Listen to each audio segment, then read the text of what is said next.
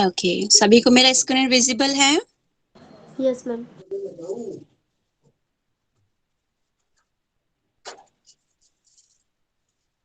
Hello. Yes ma'am.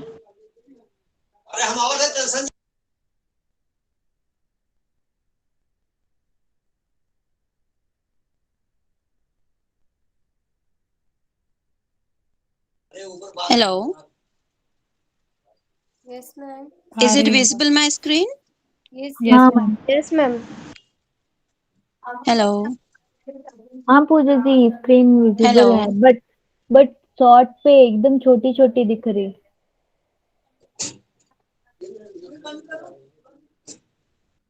Hello. आ voice रही है नहीं मैम आ आपकी रही। बात। मैम को बोल एक बार फोन काट के दोबारा रिज्वाइन करने के लिए। ओके मैं हेलो। बोलती हूँ। ओके, विजिबल है। मेरी वॉइस आ रही है? आप लोगों की आवाज में सुन नहीं पा रही हूँ। या हमको मैसेज में आपकी आपका रीड आवाज कर आ रही है। सकती हूँ। ओके। ओके, मेरी आ रही है बट आप लोगों की नहीं आ रही आवाज। तो मैम आपकी मुझे वॉइस के बहुत बिना मैं आगे धीमे आ कैसे रही है कंटिन्यू मुझे। करूंगी? ओके, ठीक है, मैं रिजॉइन करती हूँ। Yes.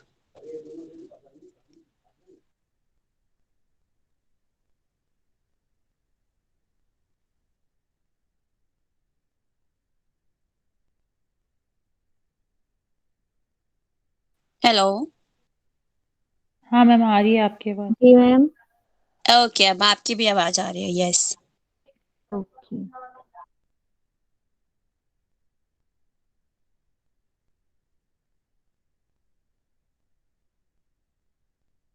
Hello. Yes ma'am. Okay. अच्छा, मेरा ब्लूटूथ वर्क नहीं कर रहा है, उसको मैंने हटाया तो फिर मैं आपका वॉइस सुन पा रही हूँ।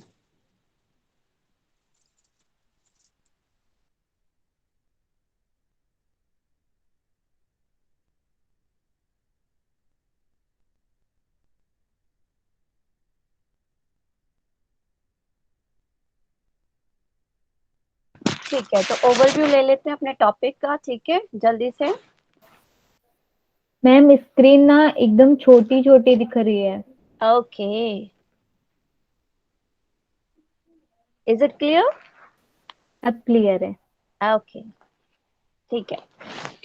ठीक है जी, तो आयुर्वेदा क्या है उसके बारे में भी हमने देख लिया था, आयुर्वेद का महत्व भी देख लिया था हम लोगों ने। और आगे बढ़ते हैं हम लोग। ये पीडीएफ आप लोगों को मिल गई होगी ग्रुप में, है ना? अगर किसी को यस नहीं हाँ। मिला है तो मुझे पर्सनल व्हाट्सएप कर दीजिए, ठीक है? आयुर्वेद का डेफिनेशन विद मीनिंग पूरा हमने देख लिया था। आगे चलते हैं हम लोग। ठीक है, सुखायु दुखायु ये सब भी आप लोगों को आइडिया लग गया है क्या चीज है। हम लोगों को ज्यादा डीप में नहीं जाना है, एग्जाम पर्पज से भी इसको करेंगे। और जब हमारे पास टाइम होगा तो इसको डिटेल में पढ़ेंगे फिर कभी, ठीक है जी? ओके। एक्चुअली मैं ऑनलाइन गूगल मीट से ये प्रेजेंट कर रही हूँ, मैंने डाउनलोड नहीं किया था सिस्टम में। ठीक है। आयुर्वेदिक चिकित्सा की विशेषताएं भी क्या होती हैं, आप लोगों ने एग्जाम में भी इसको अच्छे से रिटर्न में करके दिया हुआ है ना? तो ये सारा चीज हम लोगों को कॉन्सेप्ट क्लियर हो गया अपना। हिस्ट्री में भी कोई डाउट नहीं है? हिस्ट्री के बारे में भी पूछा जा सकता है एग्जाम में, ठीक है? धन्वंतरी जी को हम जानते हैं, ठीक है?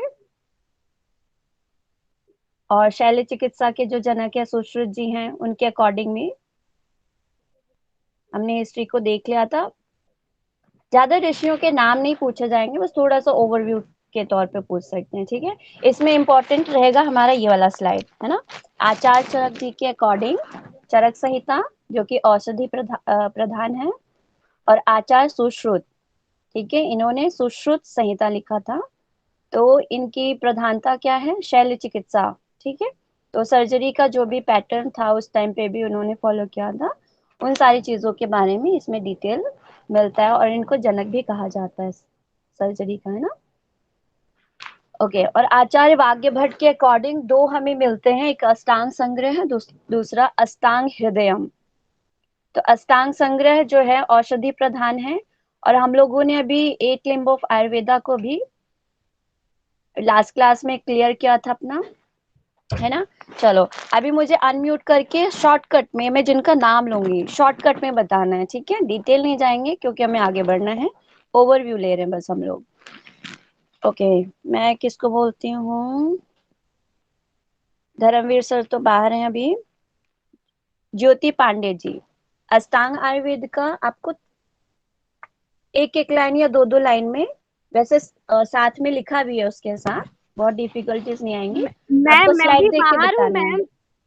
ओके, मैम मैम अच्छा मैं अच्छा, भी कोई बाहर बात नहीं, कोई बात नहीं, कोई बात नहीं। हूँ।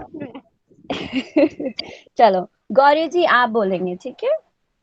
Yes ma'am. शॉर्टकट में बताना है, डिटेल में नहीं। यस मैम, अष्टांग आयुर्वेद में 8 तत्व मतलब 8 डिपार्टमेंट बताए गए हैं। जैसे काय चिकित्सा है तो इसको अग्नि चिकित्सा बोलते हैं, जो 13 अग्नि विशेषता जो अपने पेट की जठराग्नि है उससे संबंधित है। और बाल रोग चिकित्सा जो गर्भावस्था में शिशु और शिशु जब पैदा होता है उससे संबंधित चिकित्सा का वो है। फिर भूत विद्या, तो भूत विद्या मानसिक रोग से संबंधित है। तंत्र विद्या और मंत्रोच्चारण से संबंधित विभाग है। फिर शल्य चिकित्सा या शल्य तंत्र जो है वो सर्जरी, मतलब वही काट काट वाट वाला। और एक शालक्य तंत्र करके है। शलाका मतलब जो ENT, मतलब जो अपने गले से ऊपर की जो भी प्रॉब्लम होते हैं, जैसे ENT मतलब नाक कान और गले से संबंधित जो प्रॉब्लम होते हैं उसका विभाग है। फिर है अगत तंत्र जो विष चिकित्सा है। विष मतलब जो परमानेंट सिर्फ विष से संबंधित क्षेत्र का अध्ययन किया जाता है। फिर उसके बाद है रसायन तंत्र। रसायन तंत्र 7 धातुओं की चिकित्सा का विभाग है, जिसमें जो 7 प्रकार की धातु थे, रक्त रस मेद मांस मज्जा अस्थि शुक्र करके, इन 7 धातुओं की चिकित्सा है। फिर वाजीकरण तंत्र, ये शुक्र संबंधित चिकित्सा से रिलेटेड है। बहुत बढ़िया, परफेक्ट। तो हमें शॉर्टकट आइडिया भी लग गया, ठीक है। गौरी जी ने एक्सप्लेन कर दिया, बहुत अच्छे से उन्होंने किया। ठीक है, आगे हम चलते हैं। पंच महाभूत और आयुर्वेद को भी हम लोगों ने देख लिया था कि पंच महाभूतों का आयुर्वेद से क्या कनेक्शन है उसके बारे में। ठीक है, अब नेक्स्ट मैं बुलाना मैम एक चाहूंगी। चीज पूछना था मैम। हाँ जी, अगर कोई मैम बड़ा क्वेश्चन। हाँ, बस छोटा सा एक था, मतलब डाउट था। जैसे हाँ। रसायन तंत्र में 7 धातुओं की चिकित्सा होती है, तो हम्म। वाजीकरण तंत्र में शुक्र भी तो धातु ही है ना मैम। तो हाँ, तो तो इसका जो है पर्टिकुलर इसमें ध्यान दिया जाता है, आप देखेंगे उसमें तो ओवरऑल सातों का हम लोग इंक्लूड करते हैं ना, बट इसके अंतर्गत बेसिकली मेल एंड फीमेल से रिलेटेड ही चीजों को क्योर करने के ऊपर फोकस किया जाता है, ठीक है। और आपका जो इनमें है, इनमें ओवरऑल सारी सारी चीजों को फॉलो किया जाता है। ओके, जी मैम। ठीक है, आगे चलते हैं हम लोग। हाँ,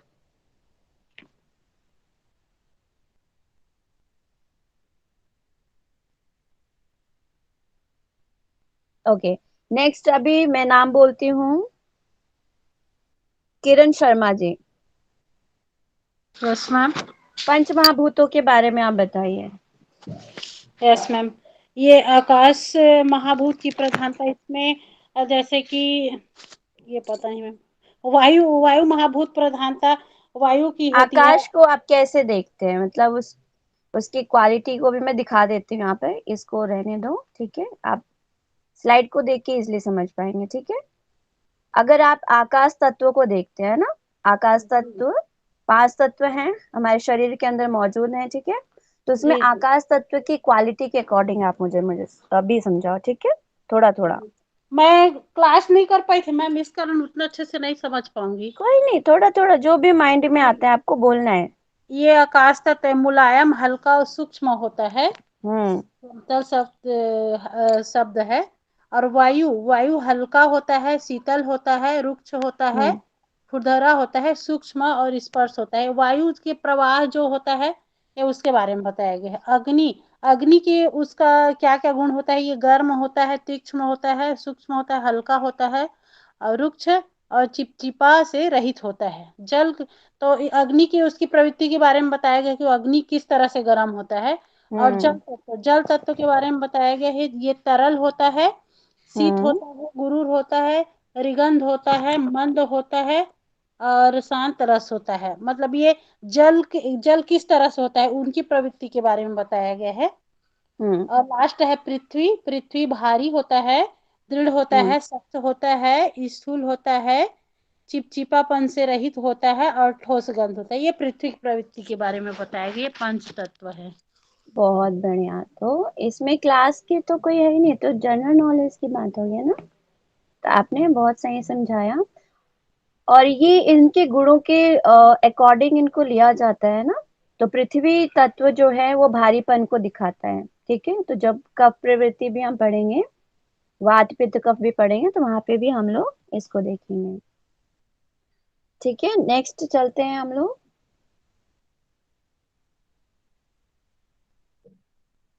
ओके, अब हम लोग आगे का, ये हम लोगों का आज का नया टॉपिक रहेगा। तो बुक आप लोग पढ़िए, इसमें पीडीएफ में आपको समराइज कर दिया गया, ठीक है। तो अगर पीडीएफ के टॉपिक्स को ही अगर आप लोग ध्यान में रखेंगे, काफी होगा ये चीजें, ठीक है। डिटेल में पढ़ने के लिए बुक्स हैं, इंटरनेट है, ओके। शरीर में विद्यमान कितने तत्व लिए जाते हैं आयुर्वेदा में? 3 दोष, 7 धातु, मल, ठीक है। और पंच महाभूत, इन सभी के मिश्रण से ही हमारा शरीर का निर्माण हुआ है। इसको हमने जब हमारी फर्स्ट क्लास हुई थी तभी आप सबने बता दिया था। ओके, नेक्स्ट है त्रिदोष सिद्धांत। ओके, शुभ्रा जी हैं अगर क्लास में तो अनम्यूट करके वो रीड करेंगे अभी।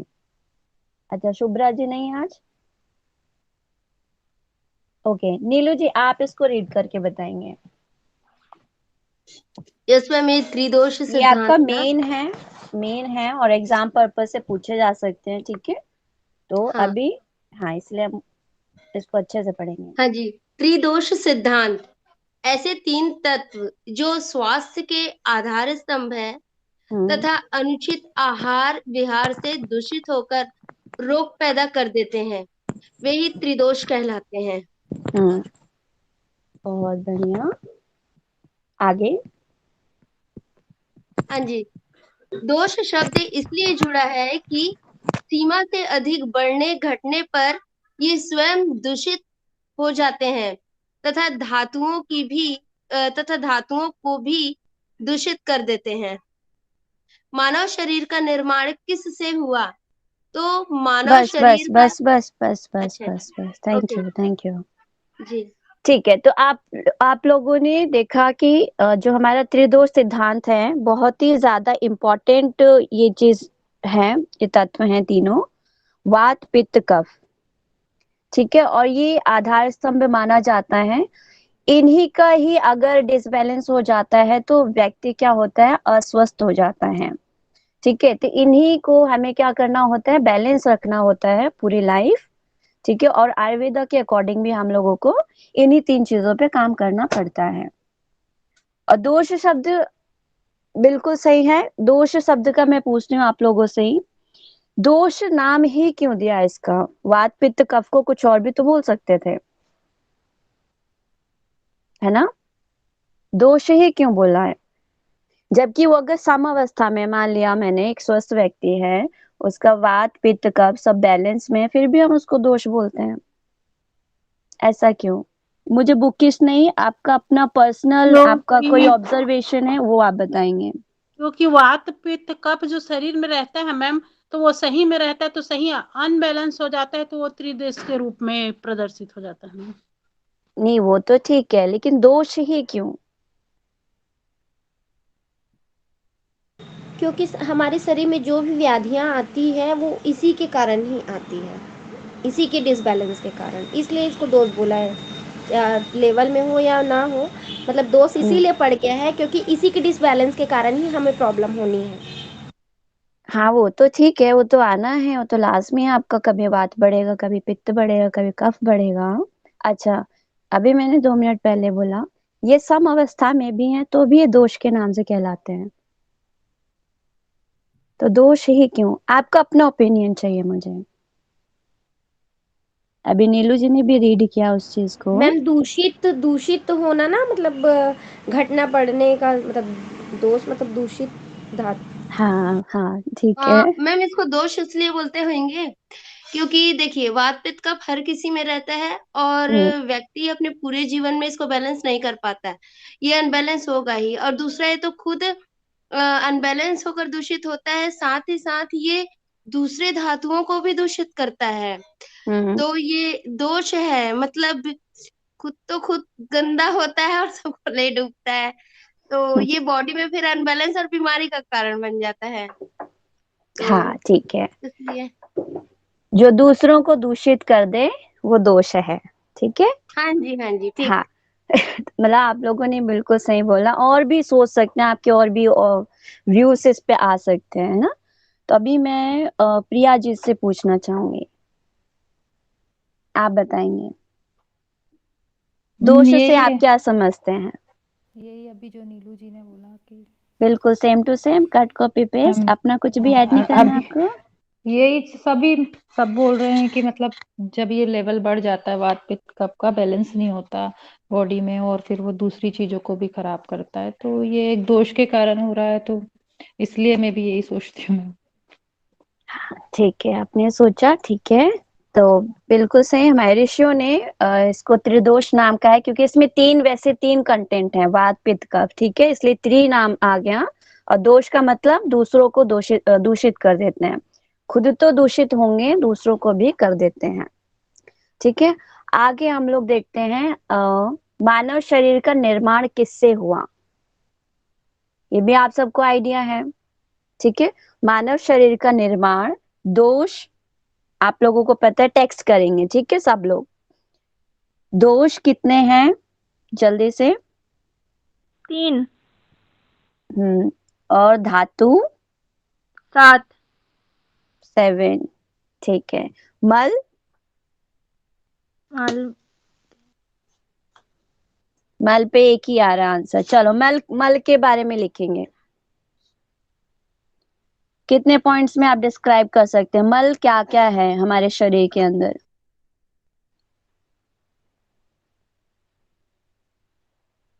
मैम पसीना भी मल में ही आएगा ना। Yes of course of course. पसीना और आंसू। बिल्कुल। ऐसे तत्व नाक जो कान मुंह गुदा द्वार, ठीक है, ये मल है। ये वैसे ये ज्ञान इंद्रिय बता दिया, ज्ञान इंद्रिय कर्म इंद्रिय नहीं डालना है। हाँ मैम हमारा ना मल क्या होगा पता है, हमारा जो शरीर में 5 द्वार है ना, उन द्वारों से जब हमारे बॉडी से वेस्ट चीजें निकलती है, चाहे वो नीलू जी अभी अभी हमें आगे नहीं बढ़ना है, हमें बस मल को देखना है ना। ओके जी। हाँ मल जी, का मल मतलब होता बताओ है मैम मल। हमारे बॉडी का ना वेस्ट मटेरियल, अब चाहे वो जो भी हो, वो सारा मल कहलाता है। अच्छा, तो वेस्ट मटेरियल आपके शरीर में क्या क्या है वही तो टाइप करना है, जल्दी से कीजिए, सभी करेंगे टाइप, ठीक है। तो आपका जो ये मटेरियल्स है ना, कंटेंट इजीली आप लोगों का तैयार हो जाएगा पेपर के लिए, है ना, तो कुछ भी एक्स्ट्रा करने की जरूरत नहीं पड़ेगी। तो हम लोग यहीं पे प्रैक्टिस करते हुए चल रहे हैं। यस, बहुत बढ़िया, बहुत अच्छे अच्छे आंसर्स आ रहे हैं, ठीक है। डॉक्टर रितु शर्मा जी, आप कुछ बोलना चाहते हैं।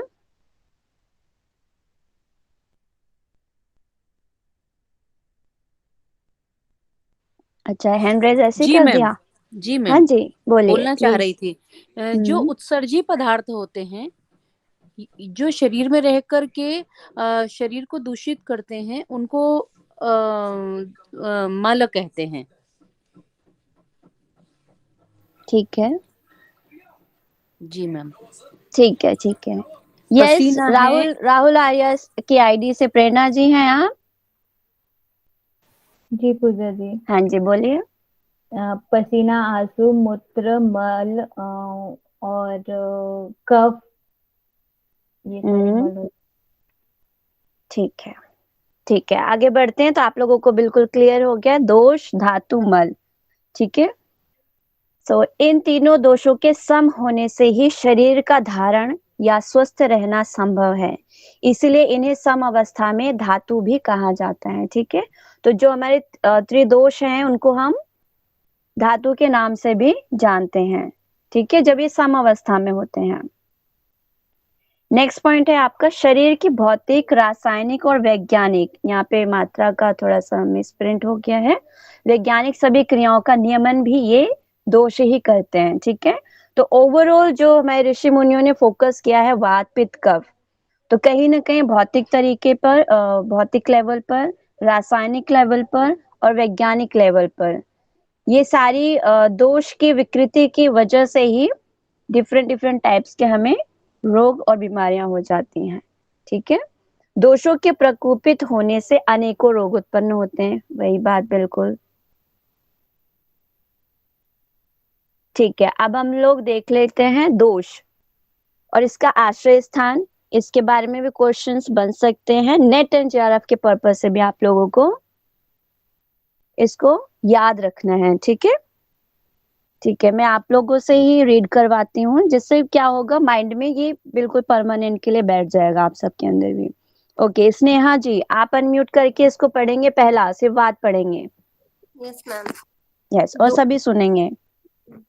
दोष है, उनका आश्रय स्थान बताया गया है। सबसे पहला है वात, नाभि से नीचे का भाग, छोटी व बड़ी आंत, कमर, जंघा, टांगे एवं हड्डियां।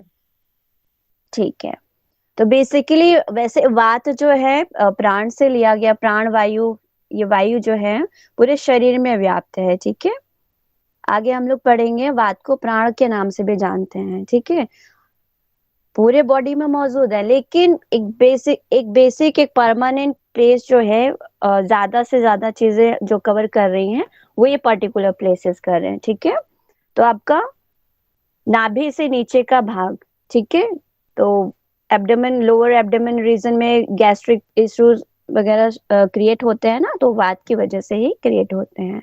ठीक है, छोटी आंत, बड़ी आंत, कमर, जंघा एवं हड्डियां, तो जॉइंट्स में पेन वगैरह भी जो हमें शुरू हो जाता है, तो कहीं ना कहीं हमारा वात जो होता है डिसबैलेंस होता है, उसी की वजह से हमें ये दिक्कतें आती हैं। ओके, पित्त के बारे में पढ़ेंगे हम लोग। धर्मवीर सर आप पढ़ सकते हैं क्या? रीड करना है बस। जी मैं कोशिश करता हूँ। मैं Okay. बाहर हूँ। हाँ ठीक है मैम, पढ़ता हूँ मैं। वात शुरू से पढ़ूँ ना? नहीं, पित्त पढ़ना है सिर्फ। अच्छा ओके। छाती और नाभि का मध्य भाग, पसीना, रक्त और पाचन संस्थान, मूत्र संस्थान। जी ठीक है, बहुत बढ़िया। ठीक है, थैंक यू। तो जो चेस्ट वाला रीजन है वहां पे पित्त का स्थान बताया गया है। ठीक है, चेस्ट एंड नेवल रीजन पर। ठीक है, और रक्त, पाचन संस्थान इत्यादि में पित्त का हम लोग कोरिलेट ऐसे भी कर सकते हैं, पित्त प्रकृति के लोग बहुत हीट होते हैं, पित्त जो प्रकृति है वो हीटअप है। ठीक है, तो उसके अकॉर्डिंग हम लोग इसको याद रख सकते हैं। तो छाती, नाभि, रक्त और पाचन संस्थान, जो डाइजेशन सिस्टम है हम लोगों का, अग्नि है। ठीक है, जठराग्नि है, अगर उसमें हीट नहीं होगा तो हमारे फूड अच्छे से डाइजेस्ट नहीं होंगे, जो भी सिक्रेशंस होते हैं वो कंप्लीट वेरी नहीं कर पाएगा। ठीक है, तो पित्त की प्रधानता इसलिए पाचन संस्थान में भी बताया गया है। ओके, नेक्स्ट है कफ। ममता मैम कफ के बारे में बताएंगे।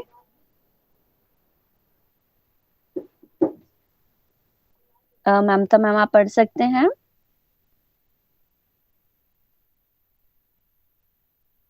ओके, नेक्स्ट चलते हैं हम लोग। मैम मेरा आवाज बहुत धीमे आ रहा है, थोड़ा सा आप ये लोग को हमको आ रहा है क्या? प्रॉपर सुनाई दे रहा है हमको।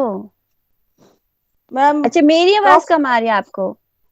हाँ बहुत ही ज्यादा धीमे आ रही है मैम। अच्छा, मेरी वॉइस सबको ऑडिबल है? प्लीज मैसेज करके बताइए मुझे। आ रही है। ममता मैम आपके यहाँ पे मैम भी एक बार थोड़ा रिपीट करेंगे क्वेश्चन को? क्वेश्चन पित्त नहीं का है, पूछे ना आपने? क्वेश्चन नहीं है, पीपीटी प्रेजेंटेशन है। ठीक है, आपको बस हाँ रीड हाँ, करना है। कफ पित्त को बोलता है ना नहीं मैम? जी, नहीं, कफ को अच्छा हाँ मैम। कफ को पढ़ेंगे, इसका आश्रय स्थान अच्छा क्या है? पढ़ना है। अच्छा ठीक है मैम। हम्म कंठ के ऊपर का भाग, जिसमें जैसे सर है, गर्दन है, छाती है और संधिया, उदर का ऊपरी भाग और शरीर का भेद धातु। मेरे को ये लास्ट वाला समझ में नहीं आ रहा है।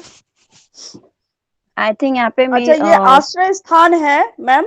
आश्रय स्थान यानी कि इन जगहों में कफ इकट्ठा हो सकता है ना। कंठ के ऊपर का भाग यानी कि सिर का भाग जो है, गर्दन में आ सकता है, छाती में कफ इकट्ठा हो सकता है। संधिया मतलब कि जो जॉइंट्स हैं वो, और पेट के ऊपर का भाग यानी कि डायफ्राम के ऊपर, और बाकी शरीर की भेद धातुओं में। ये लास्ट वाला हमें मुझे समझ में नहीं है मैम। ये आई थिंक ये टाइपिंग मिस प्रिंट है। आई थिंक ये चीज हाँ, मुझे हाँ। फिर से देखना पड़ेगा। ठीक है, तो बेसिकली जो हमें कफ कोल्ड होता है ना, तो उसमें कफ प्रकृति जो है हमारी बढ़ जाती है। तो अभी मैम ने भी पढ़ के बताया, हमारे साइनस वाले एरिया में कफ की प्रबलता होने पे हमारा क्या होता है, साइनस एरिया ब्लॉक हो जाता है। ठीक है, तो सर के ऊपर की जितनी भी चीजें इफेक्ट होती हैं वो कफ प्रवृत्ति की वजह से इफेक्ट होती हैं। तो आप सभी याद कर लेंगे। संध्या का मतलब क्या होगा इंग्लिश में? ये संध्या मैं बता नहीं पाऊंगी वर्ड टू वर्ड इसका मतलब। ज्वाइंट्स होता है संधियां। नहीं, संधि संधि होता है वो।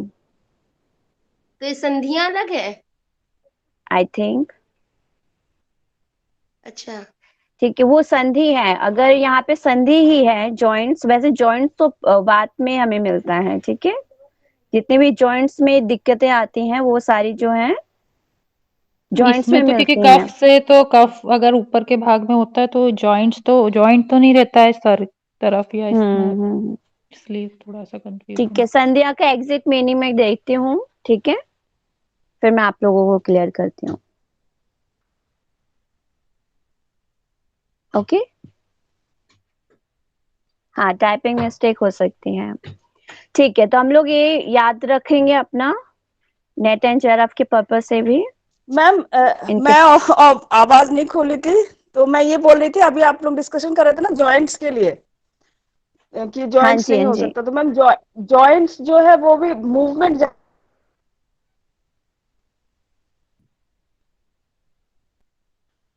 भी हो सकता है वही मैम जॉइंट्स होगा। जैसे आप आप बोलते बोलना आवाज चाह रहे हैं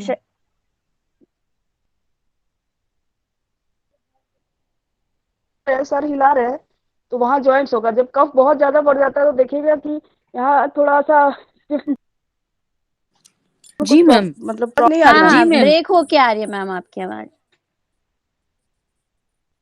हाँ कुछ ममता नेट जी, का प्रॉब्लम हो रहा है, बार ममता बार जी, वो भी हो जा रहा है।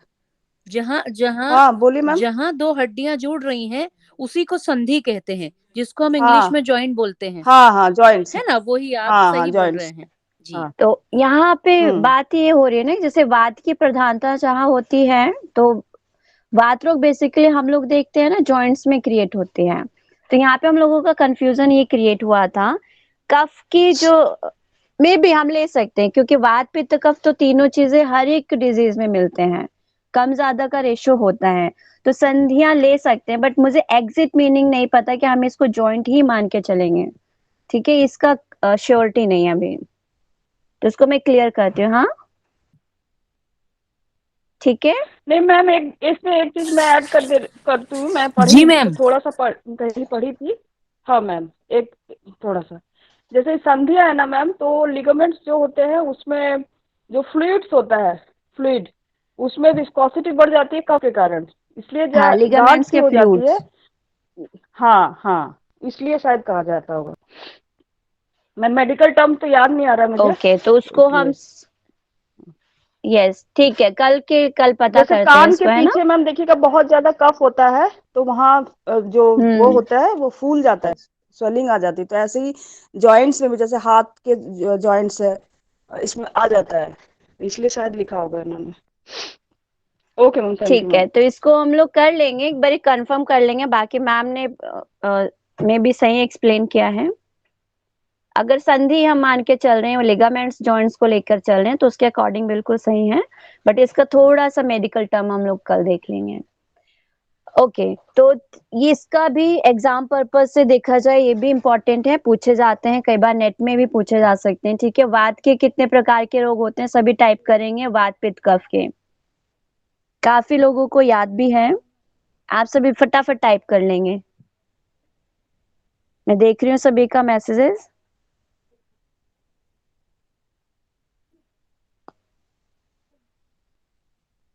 हेलो। वात जो है, वात से 80 प्रकार के रोग उत्पन्न होते हैं, ठीक है। और जो पित्त के हैं, पित्त के 40 प्रकार के रोग उत्पन्न होते हैं। कफ के जो है वो 20 प्रकार के रोग उत्पन्न होते हैं। तो सबसे ज्यादा बीमारियां हमें कहाँ से क्रिएट होती हैं? वात से, ठीक है। वात दोष से हमें बचना है। ओके। त्रिदोष एवं पंच महाभूतों का क्या संबंध है, ये हम देख लेते हैं। यस, वात 80 है, पित्त 40 है, और कफ वात 80 है, पित्त 40 है, कफ 20 प्रकार के होते हैं, ठीक है। आई थिंक मैसेज में मैंने कुछ रॉन्ग पढ़ा है किसी का। ठीक है। पंच महाभूतों का त्रिदोष के साथ क्या संबंध है? हाँ, अभी बिल्कुल सही आ रहा है। Yes, good. तो 80, 40 एंड 20 का रेशो है हमारे त्रिदोषों का। इनका संबंध देख लेते हैं हम लोग। वात जो है, वात में कौन कौन से एलिमेंट्स पाए जाते हैं? आकाश तत्व और वायु तत्व, ठीक है। इन दोनों एलिमेंट्स से मिलकर हमारा वात बना हुआ है। और पित्त तत्व में अग्नि और जल। पित्त की प्रकृति हम सभी जानते हैं, ये गर्म होता है, ठीक है, गर्म है। Yes sir. तो इस वजह से हम याद करने के पर्पज से देखेंगे अग्नि एंड जल। दूसरा है जो कफ, उसमें क्या होता है? कफ में भारीपन होता है। आप देखेंगे कफ प्रवृत्ति के लोग भी जो होते हैं वो भारी होते हैं, ठीक है। तो जल एंड पृथ्वी, ये दो एलिमेंट्स इनमें पाए जाते हैं। यस, धर्मवीर सर ने लिख के भी प्रैक्टिस कर लिया, बहुत बढ़िया। सभी ये जो छोटे छोटे है ना, ये एग्जाम नेट के पर्पज से हमारे एग्जाम में तो आएंगे मास्टर्स में, लेकिन अगर आप नेट का भी पेपर देते हैं तो छोटे छोटे पॉइंट्स को माइंड में रखना है, यहाँ से क्वेश्चंस क्रिएट होते हैं, ठीक है। अब हम बेसिकली दोष के मेन टॉपिक पे आ गए हैं। वात दोष के बारे में हम लोग पढ़ते हैं, ठीक है। तो यहाँ से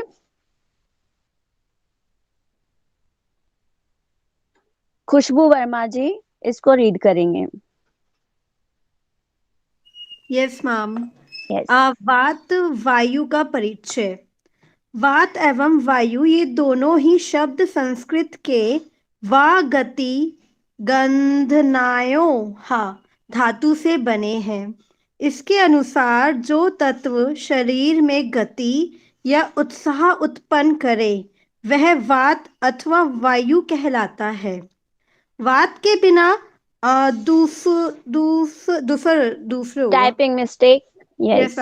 वात के बिना दूसरे दोनों दोष पित्त और कफ पंगु हैं, क्योंकि वात ही इन दोषों तथा मलों को अपने अपने स्थान पर स्थिर रखता है तथा आवश्यकता पड़ने पर अन्य जगह पहुंचाता है। आयुर्वेद के अनुसार शरीर में सभी प्रकार के रोगों का मूल कारण वात के प्रकोपित होने से होते हैं कि सभी क्रियाओं का निरंतर। यहाँ पे नर्वस सिस्टम की, ठीक है, नर्वस सिस्टम की आप सभी अगर नोट्स बना रहे तो उसमें मेंशन कीजिएगा। नर्वस सिस्टम की सभी क्रियाओं का नियंत्रण भी वात से ही होता है। यस, ठीक है। आप लोगों को मैंने पीडीएफ सेंड कर दिया था और ये मुझे उस टाइम नहीं दिखा। क्लास में मैंने नोट डाउन किया था कि कुछ है मिस्टेक्स, फिर मैं कर नहीं पाई, तो आप लोग लिख लीजिएगा, ठीक है। नर्वस सिस्टम की सभी क्रियाओं का नियंत्रण भी वात से ही होता है, ठीक है। तब हम लोग इसको समझ लेते हैं। अब अपनी लैंग्वेज में आप लोग अपने अकॉर्डिंग डिस्क्राइब करेंगे इसको। ये तो टेक्स्ट का था हमारा वर्ड्स, अब अपने लेवल पे हम लोग करते हैं। वात के बिना दूसरा दोष।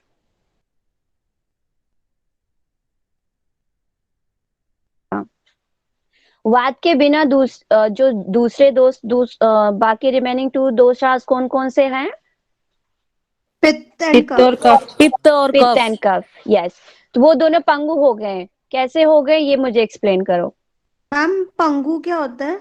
पंगु मतलब जिनके पैर नहीं है, कमजोर। क्योंकि मैम हाँ ये तो कमजोर, 80% बात है, तो वो तो हो ही जाएंगे, मतलब 80% हाँ बॉडी पे इफेक्ट करता है बात। ठीक है बिल्कुल। और आप लोग और अपने अकॉर्डिंग आप क्या समझते हैं वो बताएंगे। बहुत अच्छे अच्छे आंसर्स निकल आएंगे यहाँ से। हाँ मैम, वात पित्त कफ जैसे कि तीनों से मिलकर बना रहता है ना, तो त्रिदोष बोलते हैं, तो तीनों है। तो जिस प्रकार एक कार है, उसका एक चक्का अगर डैमेज हो जाता है तो वो पंगु हो ही जाएगा, वो इसी प्रकार ये भी अनबैलेंस हो जाएगा मैम, इस कारण बोला गया होगा शायद। नहीं अच्छा मैम नहीं, ये भी एक बोल मैं सकते हैं। सेटिस्फाइड नहीं नहीं मैम, ऐसा हूँ। नहीं है। मैम मैम कौन बोलने वाला है? One by one, one by one. मैं बोलूँ मैम? एक हाँ ये जो बोलो। मैम अभी आपने बताया कि जैसे नाभि से नीचे का भाग है, छोटी हम्म बड़ी आंत, तो वो भी मेन पार्ट है जैसे, तो इसके कारण भी बोल सकते हैं अपन की ये हो रहा है, इसके कारण ये जो ठीक पंगु है वर्ड यूज कर रहा है। ठीक है ठीक है, मतलब पंगु पे नहीं जाना, हमें समझना है ठीक है। मैम वात जो है वायु है, बताओ ठीक मैम, है। मुझे क्या लगता है वात का। यस नीलू जी आप बोलिए। देखिए मैम, वात वात यानी वायु का परिचय। यहाँ पर हम ये जो वात है, वायु है, उसके दोष को स्पेशल नहीं ले रहे हैं, हम इसका इंट्रो ले रहे हैं, ठीक है, हमारे बॉडी में वात का। देखिए सबसे बड़ा चीज, हम जो सांस लेते और छोड़ते हैं वो भी वात ही है, वायु से है। और फिर यहाँ बोल रहे हैं नर्वस सिस्टम की सभी क्रियाओं को नियंत्रित करता है। मतलब हमारे बॉडी पार्ट में जितने भी नसेस है वो सारे ऑक्सीजन से ही अपने आप को पावर पाते हैं वो लोग। ऑक्सीजन के हम्म बिना वो लोग शिथिल पड़ जाएंगे। और हम्म हमारे बॉडी में जो गैस, एक क्या बोला जाए, जो हमारे पेट में गैस का संतुलन, कई लोगों को गैस की बीमारी भी हो जाती है ना अगर अनबैलेंस हो जाता है तो मतलब ये प्लस है माइनस है दोनों है। मतलब मैं बात का ये बता रही हूँ कि वात हम्म हमारे बॉडी में कितना ज्यादा इम्पोर्टेंट है। यहाँ बोल रहे हैं ना कि पित्त और कफ दोनों पंगु हो जाते हैं, वो इसलिए क्योंकि हमारे बॉडी में वायु वायु का वो होता है, क्या बोलते हैं, स्वभाव होता है कि गति करना। और हमारे बॉडी में 5 प्रकार की वायु होती है। तो वो 5 बस प्रकार की बस वायु। बस बस बस, नीलू जी ने मेरा हाँ पूरा ठीक। पीडीएफ पढ़ रखा है। मैम ठीक मैं है ठीक है। पीडीएफ नहीं मैम, मैं अपने से बता रही थी इसको। एकदम बढ़िया नहीं बताया नहीं, नीलू जी। नीलू बहुत जी अच्छा एक्सप्लेन किया है नीलू एक्सीलेंट। जी ने। मुझे यही सुनना था आप लोगों से। तो वात का सबसे अच्छा पॉइंट जो नीलू जी ने नोट डाउन किया है कि इसका, वात का नेचर ये होता है गति करना, ठीक है। तो ये क्या गति करते हुए बाकी दोनों दोषों को भी गति प्रदान करता है, या कोई भी क्रिया हो रही है हमारे शरीर के अंदर बिना वायु के नहीं हो सकती, ठीक है। अगर ये वायु रुक जाता है तो हमें डिफरेंट टाइप्स के डिजीज शुरू हो जाते हैं, ठीक है। इसलिए वायु की इतनी प्रधानता है कि 80 प्रकार के डिजीज बताए हुए हैं कि 80 टाइप्स के डिजीज हमें किससे होने के चांसेस हो जाते हैं, वात दोष की बात वजह से, सही है। हाँ। ठीक है। तो हम लोगों ने यहाँ पे दोष को नहीं, वात को यानी वायु के नेचर को देखना है कि वायु हमारे लिए कितना मायने रखता है, कितना इंपॉर्टेंस रखता है हमारे शरीर के अंदर। अभी नीलू जी आगे बोलने वाले थे, इसके जो टाइप्स हैं उसको भी हम आगे पढ़ेंगे, ठीक है। तो आप सभी इस पॉइंट से बिल्कुल क्लियर है ना कि जो वायु वायु है वो हमारी कफ को और पित्त को बियर करता है, आगे बढ़ाने में हेल्प करता है, ठीक है। सम होने की स्थिति में भी और डिसबैलेंस होने की स्थिति में, दोनों में ही कौन रोल प्ले करता है, वात दोष, ठीक है। दोष पर हम नहीं जाएंगे कि दोष मतलब कुछ डिजीज हो जाना या खराबी आ जाना, अभी हमने पहले ही पढ़ा है कि सम अवस्था में भी हम इसको दोष के नाम से ही जानते हैं। तो हम अक्सर ये देखते हैं दोष का मतलब नेगेटिव नहीं, दोष का मतलब both, negative plus positive both, ठीक है। तो पंगु वर्ड भी क्लियर हो गया कि इसके बिना, वायु के बिना ये दोनों कुछ भी नहीं कर सकते। ओके, आयुर्वेद के अनुसार शरीर में सभी प्रकार के रोगों का मूल कारण वात प्रकोपित होने से ही है, ठीक है। अब ये पिछले वाला अगर हमने ये समझ लिया पॉइंट, तो ये अपने आप ही क्लियर हो जाता है ना। क्योंकि वायु जो है, आप ऐसे समझ सकते हैं पानी का कोई कलर नहीं होता, है ना। पानी को अगर मिल्क में डाल देते तो मिल्क के जैसा हो जाता है, ठीक है।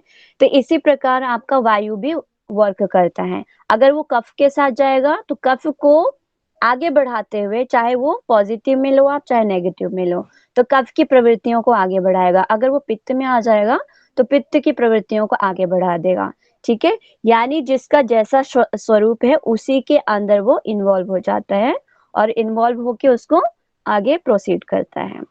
ठीक है, तो इसीलिए इसको बोला गया है रोगों का मूल कारण किसे माना गया है, बोलेंगे? वात को। वात को। यस, वात को बहुत बोलेंगे। बढ़िया। यस, तो और जो नर्वस सिस्टम की जितनी भी क्रियाएं हो रही हैं, जैसे अभी एग्जांपल दिया था नीलू जी ने, बड़ा अच्छा एग्जांपल दिया, ऑक्सीजन। ठीक है, ऐसे हीमोग्लोबिन, प्लाज्मा, जितने भी हमारे अंदर मेम्ब्रेन्स भी वर्क कर रहे हैं, सेल्स वर्क कर रहे हैं, तो कहीं ना कहीं वो वात के रोल प्ले की वजह से ही वो कार्य कर पा रहे हैं। ठीक है, हमारे जो मैसेजेस भी जा रहे हैं, motor nervous systems and sensory nervous system भी वर्क कर रहे हैं, तो वो वात की वजह से ही। ठीक है, क्लियर यहाँ तक? पूजा मैम, इसको ऐसे भी तो ले सकते हैं ना, जैसे कि हमारा पित्त में अग्नि का होता है, तो हाँ वो हाँ बिना वायु के हम तो अग्नि बढ़ेगी नहीं, तो उससे भी रिलेट कर सकते हैं हम। हाँ, समझने के पर्पज से हम कोरिलेट कर सकते हैं। ठीक है, क्योंकि वात, अगर वायु में क्या है, गति है, गति से क्या होता है, घर्षण क्रिएट होता है, और घर्षण में क्या होता है, हीट। ठीक है, तो अब हीट हमारे पॉजिटिव चीजों में भी काम आता है, नेगेटिव में भी। अगर हमारा अग्नाशय, हमारी पेनक्रियाज ठंडी पड़ जाए, उसकी छोड़ दिया हमने, हमारा शरीर ठंडा पड़ जाए, उसमें हीट नहीं रहेगा, उसमें पित्त नहीं रहेगा, तो हमारा शरीर क्या हो जाता है, ठंडा। और ठंडा व्यक्ति किसके समान, आप लोग नहीं बोलेंगे। ओके, क्लियर यहाँ तक?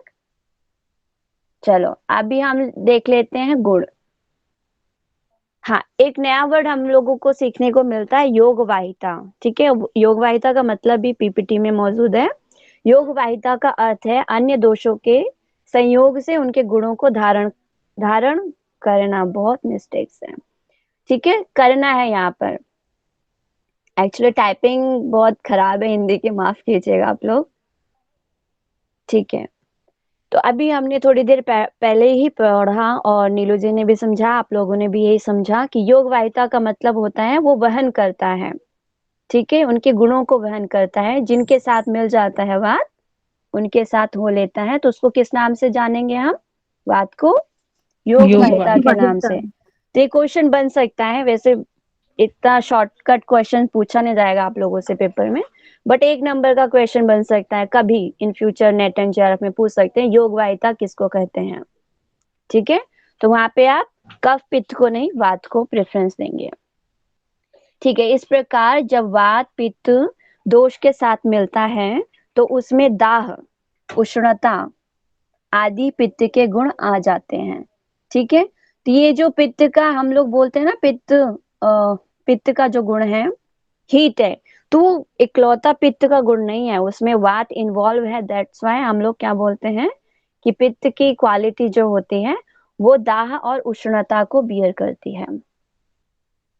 ठीक है, आप कफ का देख लेते हैं हम, जब वात कफ के साथ मिलता है तो उसमें शीतलता, क्लेदन, क्लेदन यानी गीलापन। ठीक है, दाह मतलब दहकना। मैम इस अग्नि, अग्नि कह सकते हैं हम, अग्नि। ठीक है, उष्णता मतलब गर्मी। Okay ma'am. ओके, और क्लेदन का मतलब है, न्यू वर्ड्स हमें आयुर्वेदा में मिलेंगे सीखने को। ठीक है, तो क्लेदन का मतलब है गीलापन। ओके, शीतलता आप लोगों को पता है। ओके, आगे हम लोग देख लेते हैं। आई थिंक ये स्लाइड ए तक है।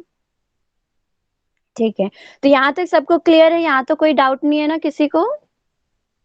फिर मैं दूसरा, दाह का एक बार मीनिंग बता दीजिए प्लीज। दाह का मतलब अग्नि से आप ले सकते हैं। ठीक है, okay okay, thank you ma'am. Yes. Okay, तो अभी मैं इस स्लाइड को बंद करती हूँ, ये स्लाइड आप लोगों को मिल चुका है। ठीक है, और मैं ना फाइनल स्लाइड भेजूंगी वो पूरा करेक्शन के साथ। अभी फिलहाल पढ़ने के लिए, क्योंकि आप लोगों का पेपर था तो मैंने जल्दीबाजी में आपको शेयर कर दिया था। ठीक है, अब हम लोग इसको थोड़ा सा और डिटेल में पढ़ लेते हैं। ओके, हमारे पास टाइम है, अभी हम कवर कर लेंगे इसको। ओके, वात के भेद, आश्रय स्थान और कार्य। उससे भी पहले मैं आपको ये स्लाइड दिखाना चाहूंगी। ठीक है, ओके नीलू जी, आप यही बोलने वाले थे? यस, ठीक है, नीलू जी ये बता रहे थे वात जो है वो 5 टाइप्स के वात हैं। ठीक है, अभी मुझे पढ़ के बताएंगे गरिमा जी, जल्दी से इसको रीड करेंगे। जी मैम। वात के प्रकार वही बताना है ना? हाँ, यस। यह वात स्थान व कर्म के भेद से 5 प्रकार का माना गया है। पहला है प्राण, दूसरा है उदान, तीसरा है समान, चौथा है व्यान, पांचवा है अपान। बहुत बढ़िया। अब हम पीछे आते हैं, नहीं पीछे आते हैं अब हम।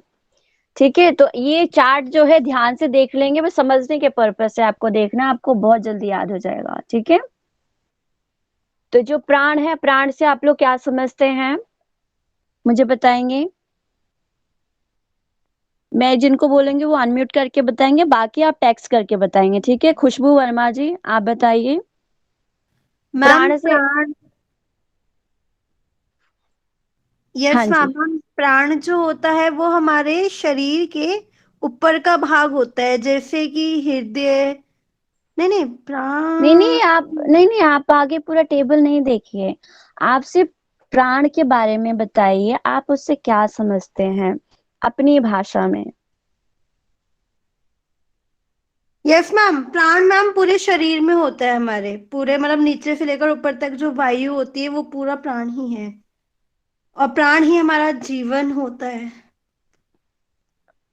अभी लास्ट वाला लाइन मुझे अच्छा लगा। ठीक है, जो प्राण है वो हमारा जीवन है। प्राण यानी अभी श्वास प्रश्वास हम करते हैं ना, अगर श्वास की गति रुक जाएगी तो हमारे ये प्राण वायु है, कहीं ना कहीं ये इफेक्ट होता है, इसकी वजह से हमारा श्वास प्रश्वास रुक जाता है। और जब हमारा ये रुक जाता है तो फिर क्या होता है, हमारे बॉडी के सारे फंक्शंस स्टॉप हो जाते हैं। अब इसका आश्रय स्थान आप सभी जैसे लिख रहे हैं, तो जिह्वा, हृदय प्रदेश, ठीक है, कंठ प्रदेश, मुख, नासिका, मस्तिष्क। ठीक है, वैसे तो प्राण तो पूरे शरीर में मौजूद है, लेकिन आश्रय स्थान, ठीक है, मेन चीज है आपका, उनमें से भी सबसे ज्यादा आप ले सकते हैं हृदय में, नासिका में, ठीक है, कंठ में, और यहाँ पे तो लंग्स का भी मेंशन करना चाहिए था। ठीक है, आगे है इनका सामान्य कार्य क्या होता है, इसको पढ़ेंगे।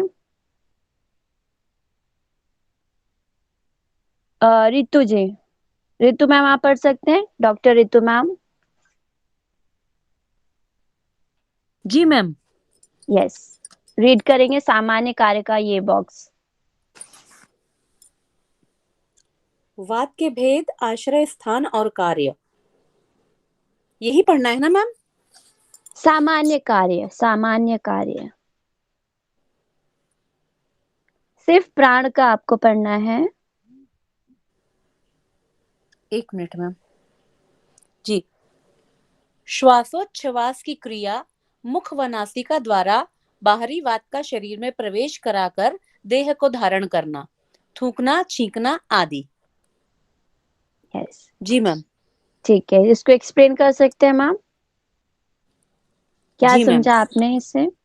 जी मैम, श्वासोच्छ्वास की क्रिया मतलब सांस लेना और सांस छोड़ना। ठीक है, बिल्कुल। अब आगे ये बोल रहे हैं कि मुख व नासिका द्वारा बाहरी वात का शरीर में प्रवेश कराकर, तो जब हम मुंह और नाक के द्वारा सांस लेते हैं तो बाहरी वायु शरीर में प्रवेश करती है ना? और उसी के कारण थूकना, छींकना आदि ये सब संचालित होता है। यस, ठीक है, बहुत बढ़िया। तो जब हम धन्यवाद। इनहेल करते हैं, बहुत बढ़िया, थैंक यू मैम।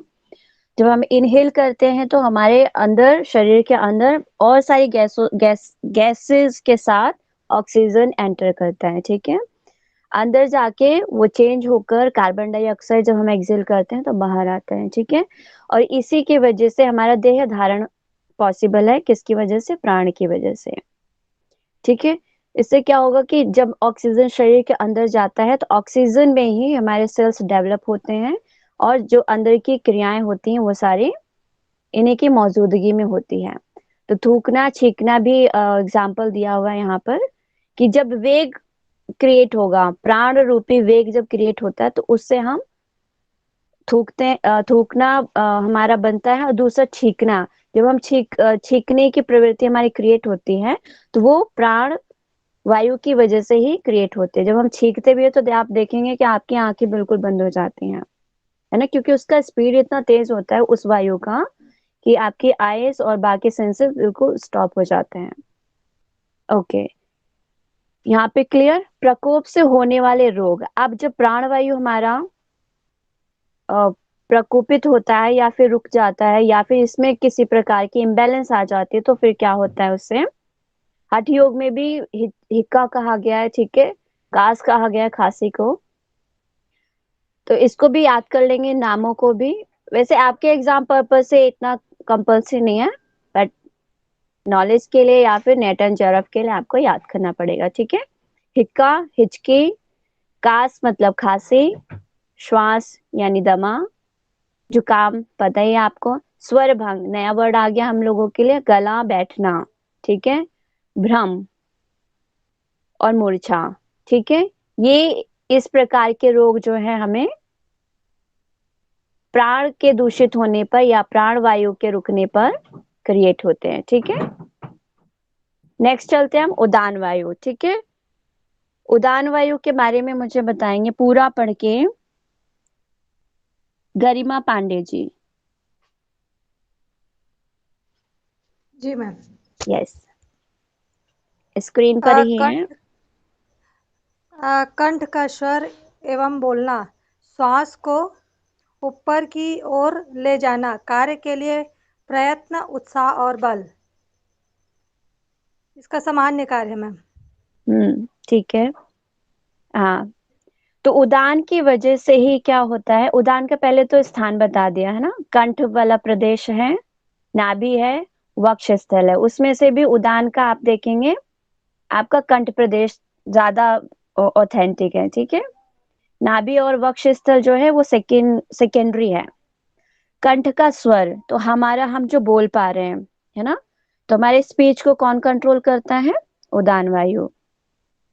कंठ का स्वर एवं बोलना, श्वास को ऊपर की ओर ले जाना, कार्य के लिए प्रयत्न, उत्साह और बल, ठीक है। तो कहीं ना कहीं उदान वायु इन सारी चीजों को बियर करता है। अब इनमें कमी आने की वजह से क्या क्या रोग होते हैं मैम, पढ़ेंगे आगे। Yes ma'am. जी, आँख, कान, नाक एवं गले के रोग होते हैं मैम। बहुत बढ़िया। तो ऊर्ध्व जत्रुगत रोग, ठीक है, ये भी एक नया वर्ड है, ये भी हम लोग याद कर लेंगे, वैसे सुनते सुनते याद हो जाता है, ठीक है। ओके, नेक्स्ट है समान वायु। समान वायु के लिए खुशबू वर्मा जी। Yes ma'am. समान वायु के बारे में आप पढ़ेंगे। ओके, समान वायु मतलब मैम वो बताना है ना हमें, सामान्य कार्य पढ़ना है ना? आप सारा पढ़ो। Okay okay. समान वायु में आश्रय स्थल है आमाशय और पक्वाशय, एंड इसका सामान्य कार्य है पाचक रसों के सक्रिय होने से भोजन का पृथक्करण यानी अलग अलग करना और उसका विभिन्न धातुओं जैसे रस, रक्त, मांस आदि व मलों में वर्गीकरण, स्वदेह, दोपवह एवं जलवह ये दोषवह है। दोषवह एवं जलवह स्रोतों का नियंत्रण, एंड इसका प्रकोप से होने वाले रोग हैं अग्निमान अग्निमान अग्निमांद्य, अग्निमांद्य, अजीर्ण, अतिसार और दोषपूर्ण पथकरण पथकरण पृथक्करण। ओके, पृथक्करण। ठीक है, तो जो समान वायु है वो भी मैम ने पढ़ के बता दिया। समान वायु का जो स्थान बताया गया वैसे तो पक्वाशय है, ठीक है, इसका मेन, बट अमाशय भी लिया जाते हैं, तो दोनों चीजें हम करेंगे। ठीक है, अमाशय भी बोल सकते हैं, पक्वाशय भी बोल सकते हैं। जो भी पाचक रस सिक्रेट होते हैं ना, इंसुलिन इत्यादि होते हैं पेनक्रियाज से, तो पाचक गॉल ब्लैडर एंड पेनक्रियाज, तो उन रसों को सक्रिय, उन रसों को अच्छे से डाइजेशन के लिए इम्प्लीमेंट करने में कौन योगदान देता है? समान वायु। ठीक है, और ये किस भोजन के लिए, जैसे हमारा कार्बोज है या फिर प्रोटीन है, किसके लिए कौन सा कितना हमको मटेरियल चाहिए, वो सारा कार्य करने में हेल्प करते हैं समान वायु। ठीक है, और जैसा हम लोगों ने धातुओं के बारे में पढ़ा है, रस, रक्त, मांस, मेद, अस्थि, मज्जा, शुक्र, ठीक है, उनका भी कहीं ना कहीं ये कंट्रोल करते हैं समान वायु। ठीक है, और नेक्स्ट है मलों में वर्गीकरण, जैसे पसीना, ठीक है, स्वेद वह यानी पसीना हो गया। दोष, अन्य जो भी हमारे दोष होते हैं वो जल वह, यूरिन के थ्रू जो भी वेस्ट मटेरियल्स होते हैं, ठीक है, या तो पसीने के थ्रू बाहर आ जाते हैं या फिर वो यूरिन के थ्रू बाहर आ जाते हैं। ठीक है, इन सब का काम कौन करता है? समान वायु। मतलब इनको क्लासिफाई करते हैं, ये अलग अलग चीजों में डिवाइड करते हैं। बाकी जो अपान वायु है वो इनको फोर्स करता है कि बाहर हो जाए, एक्सक्रीशन में हेल्प हो जाए। ठीक है, ओके। अग्निमांद्य, ये हमारा जठराग्नि से रिलेट करता है। ठीक है, यानी हमारी जठराग्नि जो होता है वो मंद पड़ जाता है। ठीक है, तो इससे क्या होगा, जब मंद पड़ जाएगा तो वो प्रॉपर काम नहीं करेंगे, हम कुछ भी खाएंगे वो अच्छे से डाइजेस्ट नहीं होगा, उसकी वजह से हमें अजीर्ण, अतिसार और दोषपूर्ण पृथक्करण हमें फेस करने पड़ेंगे। ठीक है, अभी मुझे अजीर्ण का मतलब बताएंगे कोई भी एक? मैम भूख ना लगना है क्या? अपच होगा इसका, और अजीर्ण, अपच। यस, ठीक है, अजीर्ण जो है अपच का कंडीशन क्रिएट हो जाता है। ठीक है, अतिसार का बताएंगे? Loose motion. ठीक है, दोषपूर्ण पृथक्करण का समझाएंगे मुझे?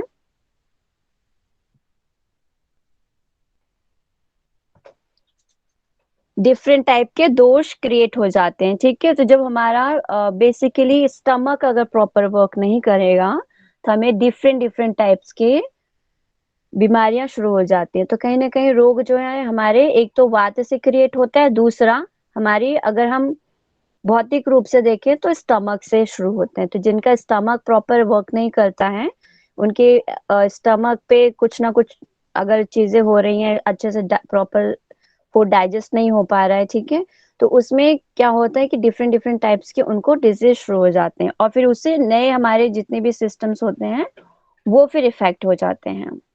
क्लियर? मैम नेक्स्ट हम पक्वाशय कहाँ होता है? ये पक्वाशय है आपका स्मॉल इंटेस्टाइन और अपना जो स्टमक है, ठीक है, उसका जो स्मॉल इंटेस्टाइन 3 पार्ट्स में डिवाइड है। तो जो फर्स्ट वाला पार्ट है ड्यूडेनम जिसको बोलते हैं हम, ठीक है, वो है पक्वाशय। ओके, अमाशय है, स्टमक है, स्टमक से आप देखेंगे डायग्राम ऐसा सी करके बना हुआ होता है, सी, ठीक है, सी या फिर आप एस कर सकते हो। ये वाला जो एरिया होता है, मैं ना कल से पेन यूज करूंगी, ठीक है, तो उसके अकॉर्डिंग हम लोग अच्छे से समझ पाएंगे। आप लोग डायग्राम ब्रेन में अपने माइंड में सेट कीजिए, जो हमारा डाइजेशन सिस्टम का डायग्राम होता है। तो अमाशय से एक पाइप से निकलती हुई दिखेगी आपको, है ना, तो वो जो हिस्सा है, पहला वाला हिस्सा, वो आपका पक्वाशय यानी ड्यूडेनम होता है। फिर आगे जेजुनम होता है छोटी आंत का, फिर इलियम होता है। ठीक है, छोटी आंत कितने पार्ट्स में डिवाइडेड होती हैं? कितने पार्ट्स हैं बताएंगे मुझे? 3 पार्ट में। यस, 3 स्मॉल पार्ट में डिवाइड इंटेस्टाइन होता के, है। यस, स्मॉल इंटेस्टाइन के 3 पार्ट्स हैं। तो पहला पार्ट का नाम क्या हुआ? ड्यूटेनम। यस, पक्वाशय, हाँ। ठीक है। फिर जेजुनम है, फिर इलियम है। ओके। एंड मैम ये वक्ष स्थल कहाँ पे होता है? वक्ष स्थल आपका चेस्ट रीजन, आपके जो रिब केज हैं, ये आपका वक्ष स्थल है। ठीक है, okay, clear? Thank you, thank you. Most welcome. Okay, next है अपान वायु का पढ़ेंगे हम। ओके, आप कौन रह गया है? वर्षा जी। वर्षा जी, अपान वायु का पढ़ेंगे। जी मैम। अपान वायु इसमें है बड़ी आंत, श्रोणी प्रदेश, पेल्विस के अंग पक्वाशय, गुदा, वृषण। उसके बाद थोड़ा सा नहीं दिख रहा है मैम, ये कुछ है। हाँ, मूत्रेंद्रिय, मूत्राशय, नाभि एवं बस्ती प्रदेश। उसके बाद है, ठीक है। आगे भी पढ़ना है ना मैम? हाँ, यस। मल, मूत्र और शुक्र पुरुषों में, आर्तव एवं गर्भ स्त्रियों में को वेग न होने पर स्थिर रखना तथा धारण करना तथा वेग काल में उन्हें निःसृत करना। इससे होने वाले रोग हैं अश्मरी मतलब कि पथरी, मूत्रकृच्छ, भगंदर, गुदभ्रंश आदि, मूत्राशय, मलाशय व अंडकोशों के रोग और मूत्र संबंधी कष्ट साध्य रोग यानी कि मधुमेह, प्रमेह आदि। ओके, ठीक है। तो अपान वायु का भी हमारी लाइफ में बहुत बड़ा रोल है। ठीक है, जैसे वात का है, वात दोष का, वैसे वात दोष में अपान वायु का सबसे बड़ा रोल है।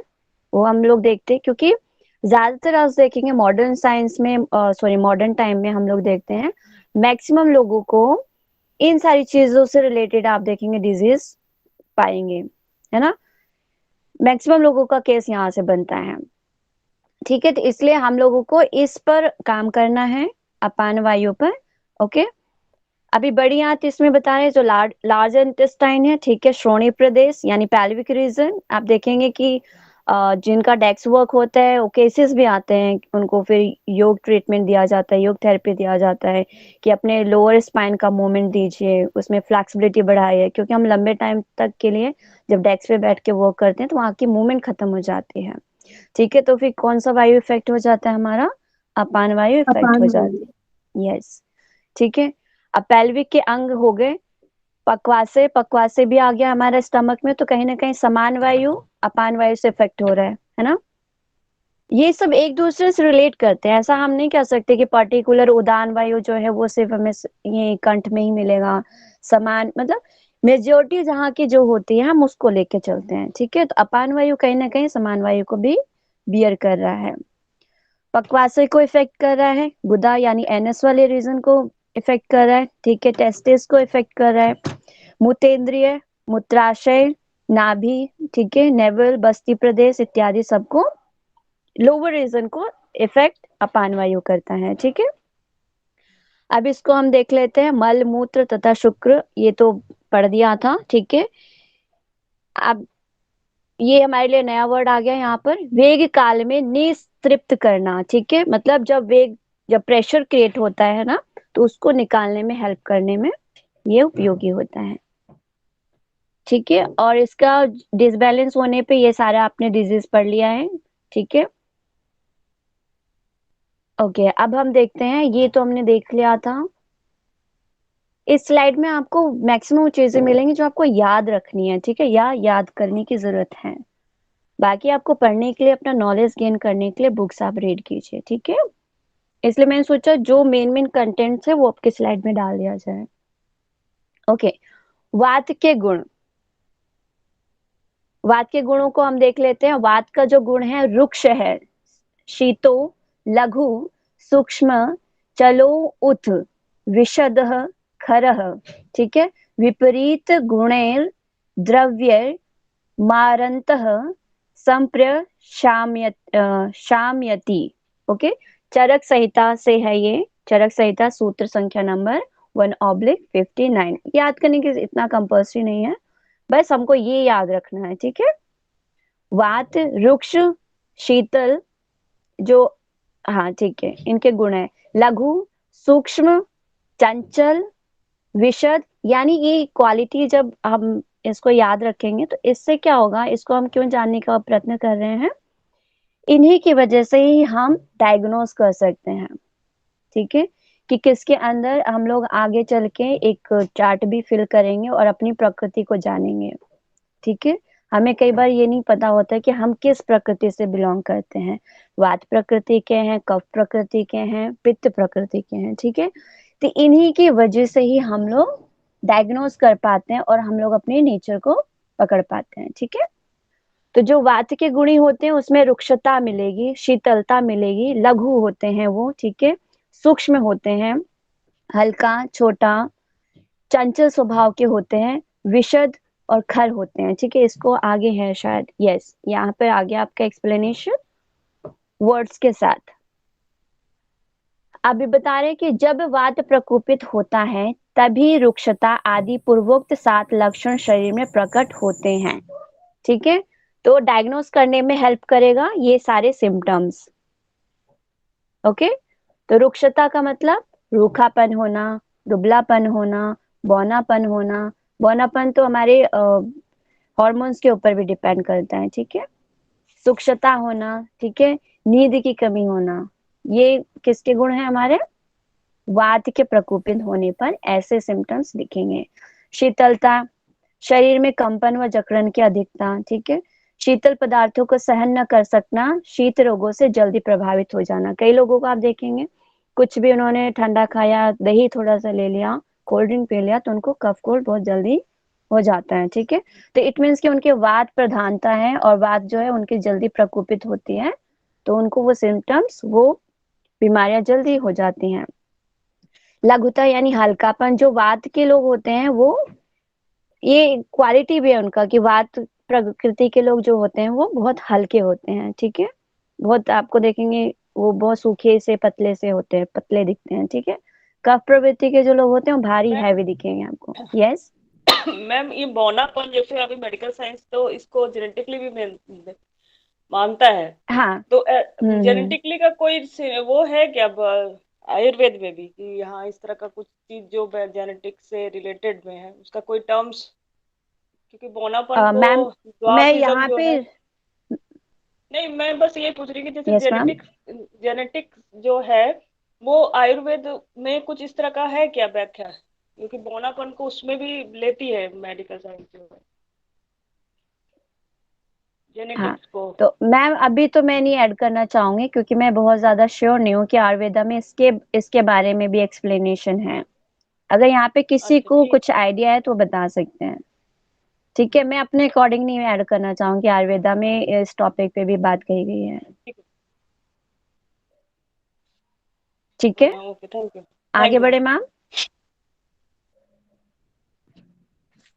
हाँ मैम, ठीक है।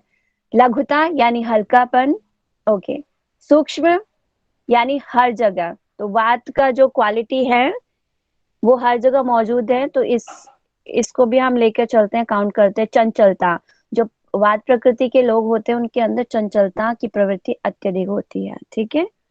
उनका जो मन होता है वो अस्थिरता को प्राप्त होता है।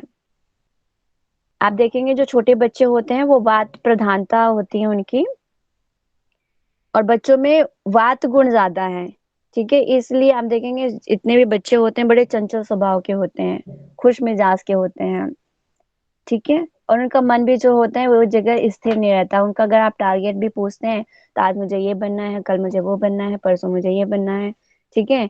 तो उनकी चीजें भी चेंज होती रहती है, ऐसे लाइक डिसलाइक भी उनके हमेशा चेंज होते रहते हैं, ओके।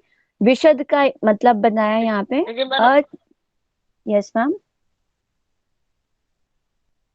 लेकिन मैम जो है ना बच्चों को कफ ज्यादा होता था, और जैसे चलते हैं तो जैसे बात का ये होता है कि भाई हाथ दर्द पैर दर्द इसका लक्षण होता है, लेकिन वो बच्चों के अंदर कम पाया जाता है। हाँ, मतलब यस बैलेंस ज्यादा होता होगा बॉडी उनकी, है ना मैम। हाँ हाँ, क्योंकि वो हल्के होते हैं, हल्कापन होता है ना उनके अंदर, तो इस हाँ वजह हाँ से वो चंचल प्रवृत्ति को भी प्राप्त करते हैं और हल्केपन को भी प्राप्त करते हैं। आप देखेंगे कि उनको जॉइंट्स पेन इत्यादि ये सारी इश्यूज भी बहुत कम दिखाई देते हैं। ओके, विशद का मतलब है अचिपचिपाहट, ठीक है। फैलाने व मोड़ने पर भी संधियों से कट की आवाज आना। अच्छा, ये तो अगर उनके अंदर डिजीज हुआ, मतलब वात जो है डिसबैलेंस हुआ, तो क्या होता है, साउंड भी क्रिएट होना शुरू हो जाता है। जितने भी हमारे जॉइंट्स हैं उनमें आप देखेंगे वहां से कुछ छोटे छोटे कट की आवाज से सुनाई देते हैं। और ये सारे केसेस हमको किस एज में दिखाई देते हैं, जब हम सीनियर सिटीजन के उस लेवल पे आ जाते हैं। सीनियर सिटीजन को हम ज्यादातर देखते हैं। आज भी नॉर्मल लोगों में, नॉर्मल कंडीशन में भी चीजें मिलती हैं, क्योंकि लोगों ने वर्कआउट करना या फिजिकल वर्क्स करना बंद कर दिया, तो उनके अंदर क्या होता है, चिपचिपापन, या जो हम कह सकते हैं लिक्विड की कमी हो जाती है जॉइंट्स के अंदर, ठीक है। तो वो घर्षण जो है, बोन्स में घर्षण शुरू हो जाती है। तो कहीं ना कहीं ये विशद की वजह से, वात की वजह से, ठीक है। और अंगों की त्वचा का फटना, उनके कई लोगों का आप देखेंगे कि रैशेस शुरू हो जाते हैं, क्योंकि उनके अंदर चिपचिपापन की कमी होती है। ओके, एंड खुरदरापन भी, यहाँ से भी हम डायग्नोस कर सकते हैं कि इनका जो है वात थोड़ा सा डिसबैलेंस है। ओके, तो ये मेन पॉइंट्स है। बाकी बुक में अगर आप पढ़ेंगे तो आपको और उसमें एक्सप्लेनेशन मिलेगा, ठीक है। वात का मूल स्थान जो है पक्वाशय, हम लोगों ने देखा अभी स्टार्टिंग में पढ़ा था टेबल में, ठीक है। अब है वात के प्रकोपित होने के कारण, ठीक है, ये देखते हैं। सबसे अच्छा अपना पॉइंट्स रखेंगे, यहाँ का स्लाइड का नहीं बताएंगे, अपने पॉइंट्स यहाँ पे बताएंगे। वात के प्रकोपित होने के क्या क्या कारण हो सकते हैं।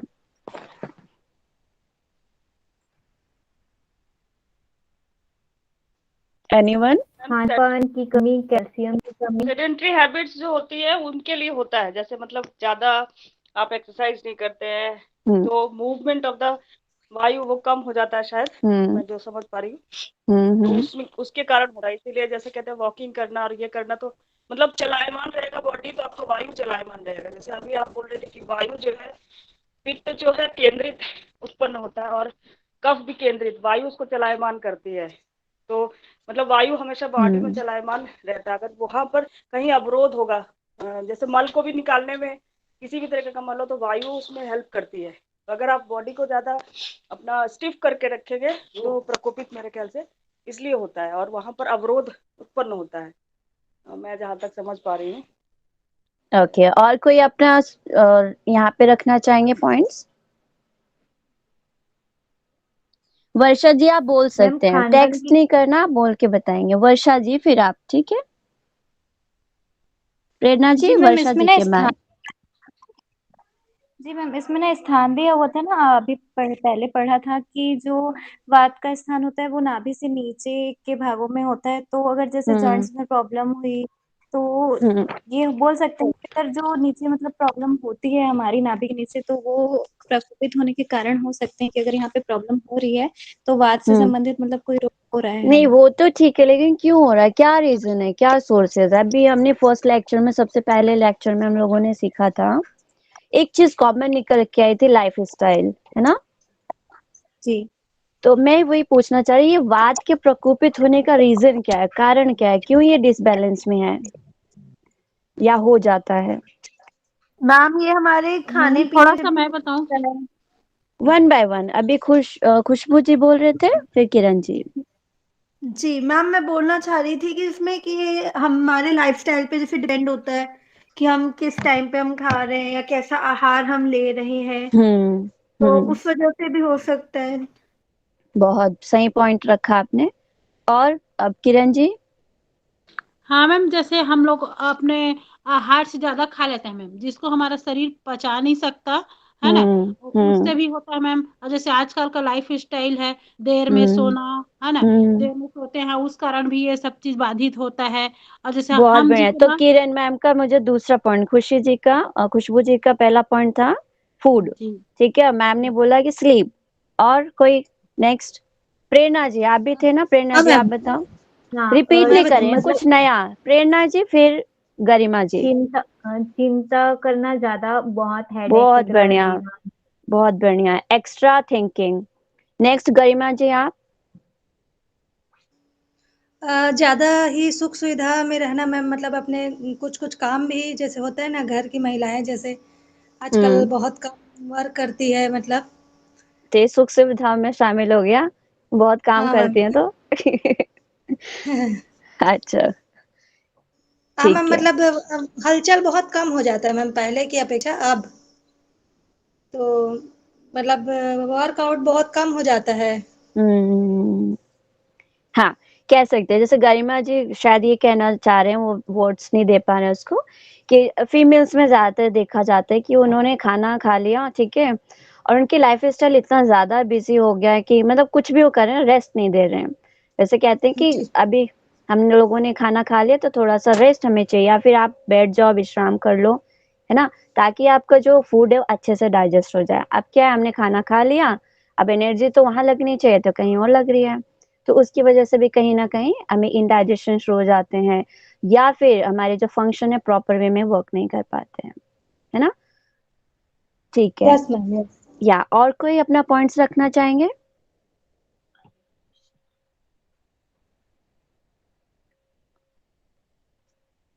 मैम। अधिक चिंता करना। हाँ आ गया, वो आ गया, एक्स्ट्रा थिंकिंग आ गया, प्रेरणा जी ने बोला था। कुछ और बताओ, कुछ और, बहुत सारे पॉइंट्स हैं, बता सकते हैं आप लोग। मूत्र, छींक आदि जो शरीर का जो स्वाभाविक क्रिया है उसको भी दबा के रखते हैं, उसके कारण भी हो सकता है। हाँ ठीक है, बहुत बढ़िया। यस, रितु शर्मा जी बोलिए आप। जी मैम।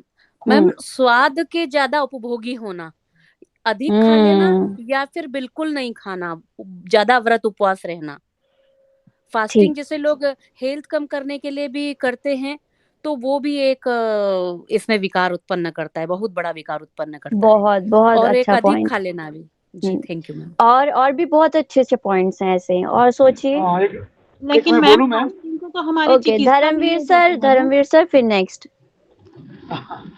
मुझे लगता है कि जो हमारा एक्सरसाइज वगैरह है, जो प्राणायाम वगैरह जो लोग नहीं करते हैं, ये भी इफेक्ट करता है, मुझे लगता है ना, मुझे लगता है कि है भी, जो एक्सरसाइज वगैरह डे टू डे जो एक्सरसाइज करना है, प्राणायाम करना है, डेली प्राणायाम ना करना भी इसका रीजन हो सकता है, ऐसा धर्मवीर सर कह रहे हैं, ठीक है।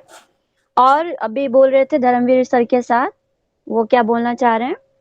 मैम, मैं जैसे कि रितु मैम बोली है कि उपवास रहना वो शरीर के नुकसान, लेकिन मैम उसको तो चिकित्सा में लिया जाता है ना, जो आकाश नहीं मैम, नहीं उपवास रहना नहीं, अति उपवास रहना।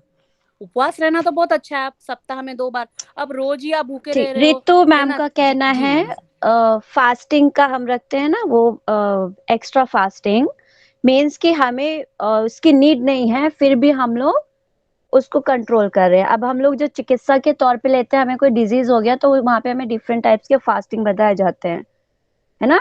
हमारा जो नेचुरल ट्रीटमेंट होता है वो फ्रूट का हो गया, या सब्जियों का हो गया, किस तरीके का हमें फास्टिंग रखना है, 1 टाइम वाला रखना है, फुल टाइम वाला रखना है ना, वो डिजीज को क्योर करने के लिए। बट कई लोग डाइटिंग्स पे आ जाते हैं, और डाइटिंग्स का उनका जब वो शुरुआत करते हैं तो सारी चीजें छोड़ देते हैं और अचानक से छोड़ देते हैं, तो उससे क्या होता है, बॉडी के ऊपर पॉजिटिव इफेक्ट की बजाय नेगेटिव इफेक्ट शुरू हो जाता है, ठीक है। तो एक्स्ट्रा फास्टिंग भी कहीं ना कहीं, यस, ओके, ठीक है। तो बहुत अच्छे अच्छे पॉइंट्स निकल के आए, ये स्लाइड्स पे तो बुक वाला था पॉइंट्स, लेकिन आप लोगों ने जो बताया वो आपका अपना एक्सपीरियंस, आपका अपना ऑब्जर्वेशन था, ठीक है। तो अभी मेरे को फूड का बड़ा अच्छा पॉइंट मिला था। फूड में हम ऐसा क्या फूड खाते हैं जिसकी वजह से वात प्रकोपित हो जाता है? एक एक बताएंगे जल्दी से, we have very less time. Ma'am, junk foods. बहुत बढ़िया। और जंक फूड्स में और अति मसालेदार खाना। अति मसालेदार, बहुत बढ़िया। अति स्निग्ध खाना। स्निग्ध। हर वो राजसी और तामसी तत्व जो हमारे शरीर को प्रभावित करता है। चिपचिपा, ज्यादा तेल घी वाला और ज्यादा मसाले वाला खाना। जी ठीक है। तो आज का हम लोग विरोधी तत्व को एक साथ ले लेना, विरोधी जो आहार है, गुड पॉइंट, गुड पॉइंट। एक साथ विपरीत आहार का लेना भी कहीं ना कहीं, यस, बहुत बढ़िया, परफेक्ट। तो आज का हमारा इसी हैप्पी वाले मूड के साथ सेशन को हम विश्राम देते हैं। आज की हमारी कक्षा जो है वात के प्रकोपित होने के कारण के साथ समाप्त होता है। आप सभी का बहुत बहुत धन्यवाद।